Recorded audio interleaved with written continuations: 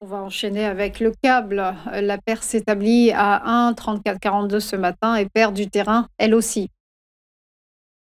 Oui, alors là, sur le câble, on a une paire un peu corrélée face, évidemment, à l'euro-dollar, donc le GBP USD, hein, le sterling contre le dollar américain, est à peu près dans la même situation avec des niveaux un peu différents, hein, autour de 1,33, 1,34. On est sur des IPC qui seront publiés demain, des IPC qui sont attendus stables, hein, notamment l'IPC annuel, 3,4%. On s'attend à ce que ça reste à 3,4.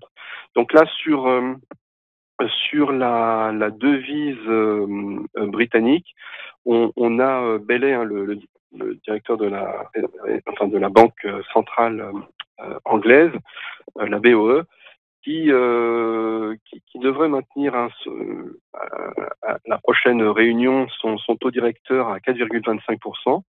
Donc là, on a une sorte de statu quo qui pourrait s'établir, puisque si on fait la corrélation avec ce que l'on a dit précédemment, pas forcément, enfin un éloignement de la perspective de baisse de taux sur la partie américaine et pas forcément de baisse immédiate non plus sur la partie anglaise. Donc on risque d'avoir une stabilité.